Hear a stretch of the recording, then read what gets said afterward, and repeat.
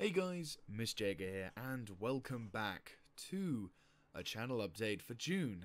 Yes, it's a little bit later than intended.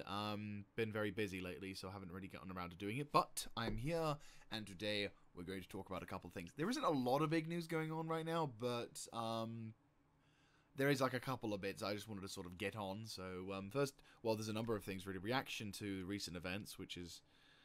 yeah, last week was pretty... well, the last couple of weeks have been pretty terrible, to be honest with you. We've got the whole thing in Manchester happening, and then, of course, the whole shit going on in London, which wasn't not good. It was not good at all. And, of course, I suppose I wouldn't say it's a positive thing, but today, obviously, well, at the time of the recording is June the 6th, so 73 years ago, D-Day, which is pretty... damn, I remember it was the 60th back in 2004. Like, that was a big one as well. Like, people were talking about it and everything was big. So, yeah. Scary. It's one of those things, really, when you grow older, isn't it? Like, obviously, there are people older than me, and they're like, oh, you're 24, you're young little bastard. But, like, when you're growing up, no one ever tells you what it's like growing up. Or at least, no one ever says, hey, you're going to have a bit of a weird moment here. Because you start sort of looking at it going, oh yeah, that was 10 years ago. Like, you get... Facebook doesn't help. Like, I'll go on my Facebook and I'll get, like, a message saying, hey, you said this 5 years ago. And I'm just going... or, like, you know, you get, or you see, like, your favorite YouTube celebrity say, yeah, I've got a kid now, and and you're like, I remember you when you just graduated college! My absolute favourite moment, though, had to have been when I was on Facebook and there was this thing saying, this anime turns 10 now. And it's like Naruto and other shit. And I'm just like, I don't watch it, but I remember seeing a TV advert about the new and upcoming thing. That moment when you realise, oh, damn, I'm getting old. Oh... you know, Call of Duty, when people start putting Call of Duty Modern Warfare 2's no Russian level, or, no, Modern Warfare 3 gameplay saying one of the old classics, and I'm like, fuck off! It's really scary. Oh. No, but, you know, it's one of those things you can't really sort of do anything about it. It's just you begin to be a little bit more of an old man. You know, miserable shit star. You either grow up to be the perfect rendition of a man who has the ability to smile through everything and it's all fantastic or whatever, or you can become a grumpy old bastard like me who, you know, is well, grumpy. Well, you know, it's one of those occasions where, you know, you become a little jaded in certain regards. But anyway, I am mumbling.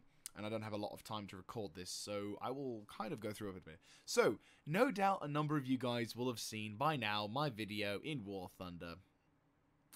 Yeah, okay, so to explain, I've never said War Thunder was a bad game. That's the first thing I'll say right now.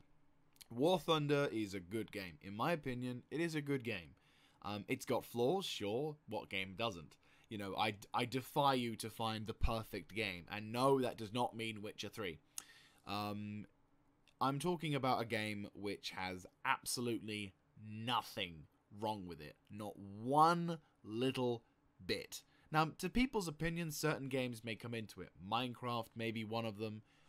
People may be talking about other various games. But generally speaking, I don't think there's a game out there that doesn't have a problem with it. There are problems in it that you're okay, you know, that you're willing to accept. You know, for example, if you're a major fan of, say, Fallout 4, you may find that, you know, the Preston giving you constant quests, you know, you're not too fussed about that, or you are because you've modded him out. But, you know, there is always going to be something a little bit annoying. When I'm talking about the perfect game, I'm talking nothing is wrong with it. Ever. You know, there isn't. So, yes, I found it is, you know, War Thunder is a good game. And, yes, it's got a very poor developer, and I still will stand against some of the shit that Gaijin have done. However, I did state that if Gaijin pulled back the decision to do that shit with regards to their copyright malarkey, if many of you, if you remember or you weren't focused, basically, a year ago, was it a year ago or 2 years ago? Well, I quit playing in 2015.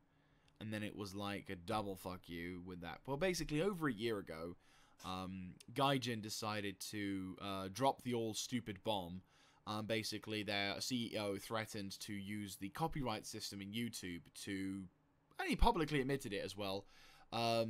Basically, he required other people to use the copyright system to take down videos that either critiqued or pointed out bugs in the game of War Thunder. That was a very dumb decision, and that was what drove many people away from it, myself included. Well, it would seem that they've kind of gone back on their word, as apparently as a Reddit post indicates. They've basically, the guy has sort of been going on Reddit talking to people, and he's basically listed out a number of rules saying, you know, don't do this, but feel free to critique our game, talk about it, you know, you can make monetization content off or whatever. So it looks like he has been given the mother of all slaps to the face, or he might have just, you know, realized he was a bit of an idiot. We don't know. I prefer the person, or I prefer the slap. I can just imagine one person taking him into the, like Tyrion fucking Lannister could walk up to him and goes, poof, like that, and go, does my hand fall off my arm? No, then stop with this copyright bullshit. And he walks out the room, and they're like, the fuck was that guy? But anyway, sorry, I just had this lovely image of that. Anyway, so basically, yeah, the game is kind of going back to it. As I said, the game itself is actually still pretty good. Graphically, it's beautiful.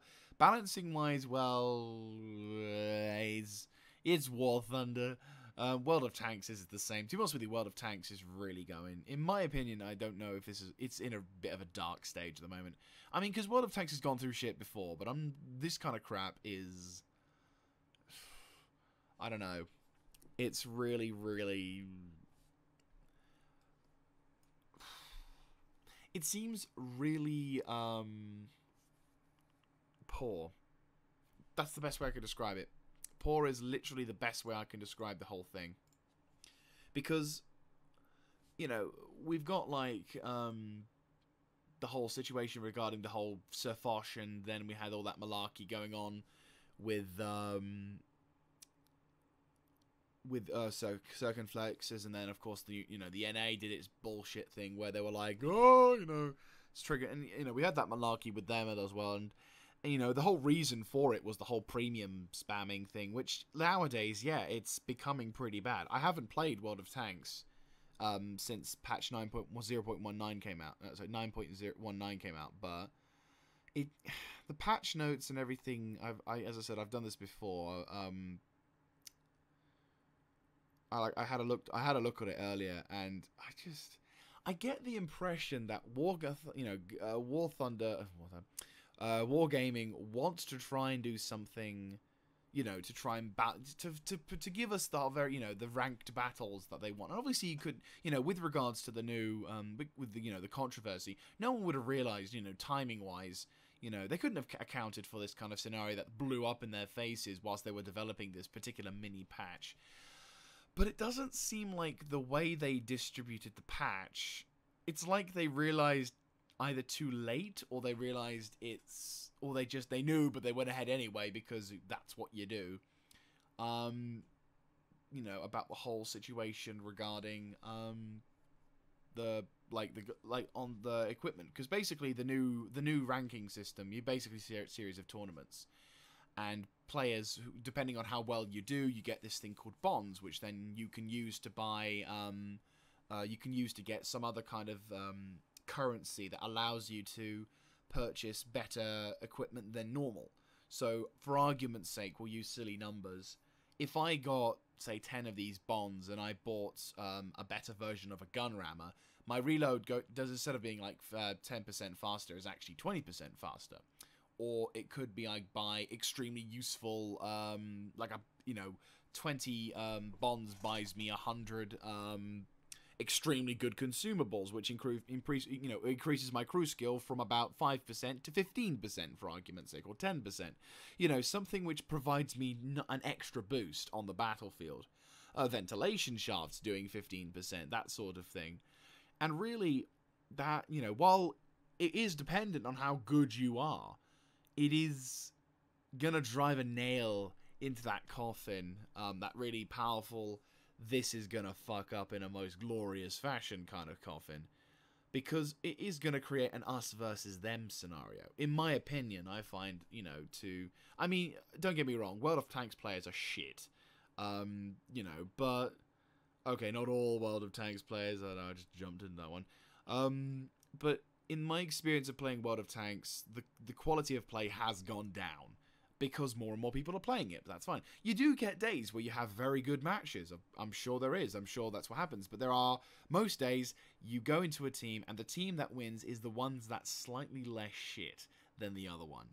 And, that's fine. That's the whole point of most public multiplayer games. You get that in Call of Duty. You get that in in War Thunder, Battlefield. You get the shit casual players who just jump on the game, have no fucking clue how to play it, and end up dying, being a very useless person to their team slot. And that's fine. People play like that, and people can enjoy it like that. That's okay. But the problem is, when you play a game and you introduce something which provides a benefit, and a pretty damn good one, to the good players, while the good players will feel like the game's giving them a reward finally for it, the bad players will kind of feel a little bit cheated out. Now, of course, this is sort of a slightly way of the game saying, fuck you, get better.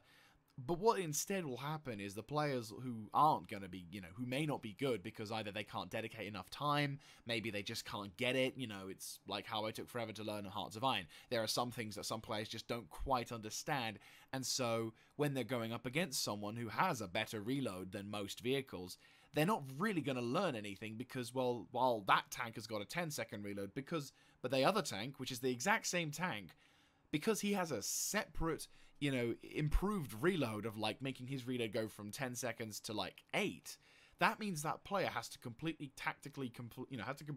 change his tactical understanding of how that tank works in, like, a millisecond in order to understand the situation without getting completely boned in the process. Or what's most likely going to happen is he waits for about 10 seconds when the guy's reloading his gun, he goes around the corner, and wait a minute. Or he reloads for like 9 seconds. Oh, I've got a second to come rushing around the corner. Just stop. I know he has 10 seconds, so if I go around the corner and it's 9 seconds, so I should. The fuck? I just got shot. Oh, was there another person? No, it was just him. Wait, he reloaded faster? What the hell's going on? Why did he reload? And so that kind of thing would start coming up. So I really don't know whether Wargaming is making the right call with this bonds thing, because it definitely seems like they're just feeding the fire of the whole pay-to-win scenario. Now, yes, people talk about gold ammunition and, to a degree, you don't have to pay to win, but the amount of premium vehicles are in the game now and are being used as well is another thing, which is actually kind of terrifying. Because back in the early days, like I'd say about 2-3 years ago, probably even 4 years ago now, another sign of the times, you end up having, like, maybe one premium tank, maybe two. Like, if you were driving a premium tank, people would say gold user, because you'd be the one in the few. You'd be the guy who bought that tank, and everyone would have a little bit less respect for you, because either you're an idiot, because unfortunately, for some reason, World of Tanks didn't mandate that you played the game for a while before you could get a premium tank. I mean, I know why. They need money. You need to make money some way, and people who don't know how to play it buy a premium tank, which costs them 30 quid. So yes, there is unfortunately that thing. So certain vehicles got a reputation for people who bought them and didn't know how to use them and then died in them. But generally speaking, you'd get the reputation of that. Whereas now, most of the time, you'd probably be very lucky if you didn't find a top tier, tier 8 vehicle that wasn't a premium. I mean, there's a lot of premiums out there, and they keep adding new ones, like this Russian Chrysler K as well. It's not called the Russian Chrysler K, but fuck it, it's a Russian Chrysler K. It's the exact same design dimensions. It's faster, it has a good gun, and it's got semi-decent armor. It's a medium tank, but it's a fucking Chrysler K. And I'm just like, why? Why would you do this, War Thunder? Not God. I'm so used to insulting Gaijin, my brain instantly clocks it. Now, why are you doing this, Wargaming? I totally like War Thunder. I have no hatred for it at all. No, but still, why would you do that, Wargaming? I have to stop myself. Why would you do that, Wargaming? Like, you just had this controversy go through where Sir Foch basically ripped into your tank, which, justifiably so, many other YouTubers agreed with him. May not have said the same things, but agreed with him. And then you just go, okay, we understand we've made a very bad decision, and unfortunately, we wish we could have made more decisions less like that one. So, here's another tank, which is exactly the same thing, but just a little faster, and of course it's Russian.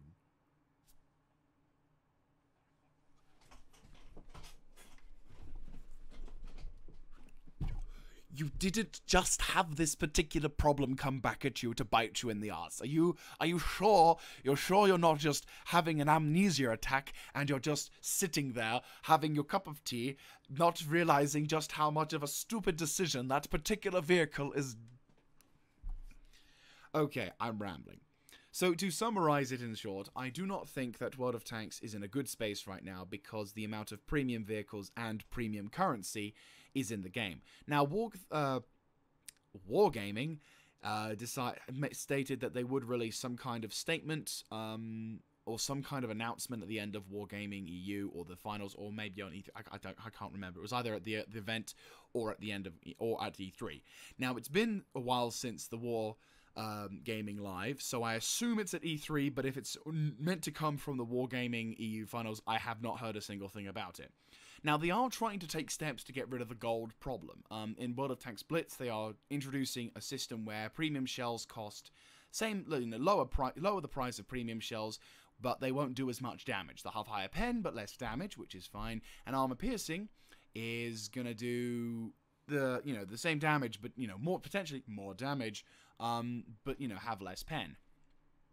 Now, that's not a bad way to start. That is completely a fine way to start, and, obviously, for people who play this game a lot and spend money on this thing, you can't exactly cut your losses and go, well, that's it, we're done. I mean, to be honest with you, it would be nice if they did this, if they did this kind of shit, but I understand that World of Tanks Blitz doesn't have the greatest amount of players on it, so obviously they've got to test the grounds, make sure it's alright, nothing too scary, otherwise investors might get terrified. So I understand the reasoning behind Wargaming's caution.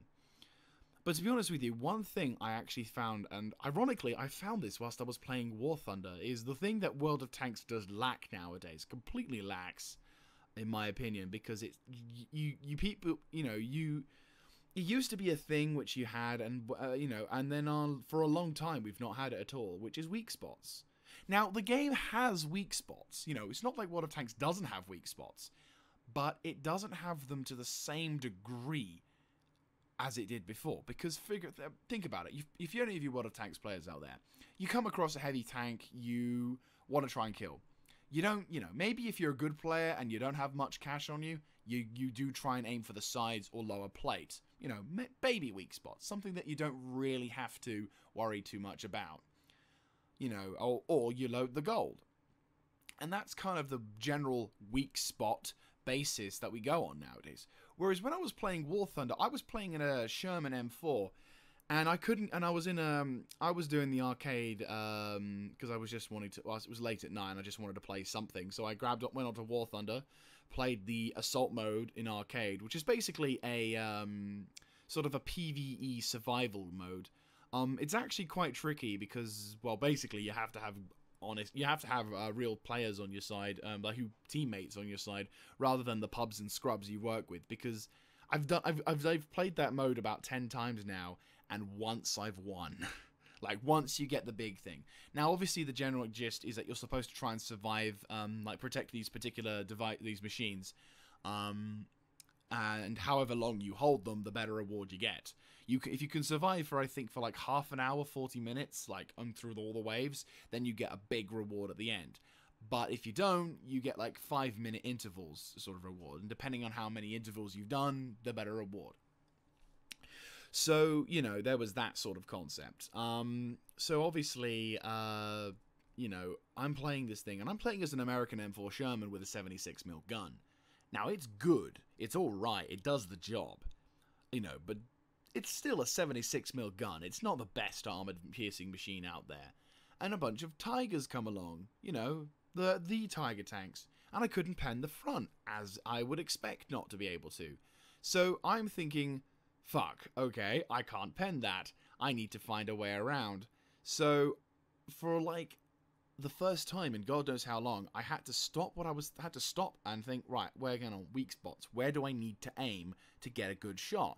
And so I began to aim for like the machine gun port, the driver's hatch, the little section in between the turret, the turret ring, because in World of Tanks you can't even hope to hit that kind of target in my opinion, because RN fucking G. The commander's cupola.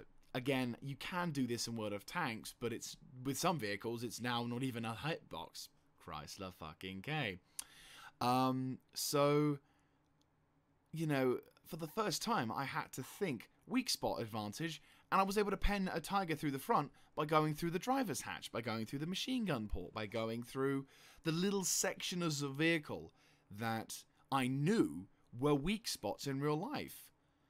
And I felt this immense satisfaction that I went, yeah, I got that guy, and I got him in the right way. So I think wargaming at the moment, they've lost that with World of Tanks. Because it used to be like that in World of Tanks. The RNG would fuck you over, sure, but at the same time, you would play a game and you would go up against a vehicle, and it wasn't a matter of, if I use this level of damage on him, if I just calculate the amount of shells I fire at him and however many gold I need to fire. It was a case of, no, I need to know where his weak spots are. Where's that little nook and cranny on the vehicle that wasn't armored enough, that allows my shell to go through the... I think that would make the game way more enjoyable. And it makes it for me because it allows people to understand vehicles way more than just a vehicle that was used by a particular faction during a particular time, which is what's currently in World of Tanks. That's the only thing you get. Whereas with weak spot awareness, you begin to get more familiar with the machine, ergo your interest in it becomes even more higher. So that's my opinion on the World of Tanks scenario. It's not really a bit of a long ramble, but... It's how it is, in my opinion. I think that's just... It's a shame that World of Tanks is going on this road because it can do a very bad thing. It can fuck itself over royally if it continues to go down this pay-to-win environment. I obviously wanted to do well because I have invested a fair amount of time, energy, and money into that game. So for people to fuck up in this regard, I would just say I'd be immensely disappointed if Wargaming tried this shit. But... nothing I can do. Anyway, I've been going for like 20 minutes now, so I'll quickly wrap things up. Not been doing live streaming. Again, I apologize. It's been very manic around work, so basically what would occur is on the very rare days I have off, I actually have to do something. So by the time I get back, I'm absolutely shattered, so I don't really feel like I can do anything. And then finally, if I am doing something, I might not even, not even get the chance because I have other commitments, and I'm just like, oh. So yeah, I will try and do live streaming at some point, but I can't guarantee it. War Thunder being part of the group again, it's one of those occasions where if I make a video about it, it's not gonna be I'm gonna start doing more of these videos sort of thing. That's kind of job. Anything else? Well, I know that I've been doing, continuing on with the recording of the Total War series, which is nice. It's actually getting quite freaky because we're coming up to the penultimate part of the Napoleonic series, which, ironically, it could go, like, with the amount of episodes we've got left, it could go to being very close to when it was, a year anniversary of me starting the whole thing, which is hilarious, because I think it was, like, July when we made the vote to leave the EU. So, and I made that particular series as more of a mock to, as a sort of a thing to try and be a bit of a comic relief. So, yeah, to have that info, that's hilarious. So anyway, I will bid thee farewell, as it is very late, and I need to get ready for work tomorrow. And I'll catch you guys next time. This is Miss Jager signing out. Thank you very much for watching. Oh, I will actually, before I go, one last thing. I just want to take the opportunity to say thank you very much once more to my subscribers for staying with me. We've been going through a lot these last few years, and I am now on 922 subscribers. Thank you all so very much. I can't believe we're nearly at 1,000. Yes, there are people out there who can be on World of Tanks, jump into a YouTube account and within 3 months they've got 20,000 subscribers. Doesn't matter. I just gain subscribers at my own pace, because every person who clicks that subscribe button, it's a great feeling. You know, that feeling where you realize after all this time, yeah, some people might say, oh, you only got like 1,000 subscribers after like 5 years. Well, I'm sorry, mister. I have too much time on my hands and use every modern form and shitty kind of cutting with shitty fucking modern mainstream piece of ass music. I guess I just like to do things my way. Seriously, fuck that guitar thing. Anyway, so I'll catch you guys next time. I will see you there. This is Miss Jager signing out.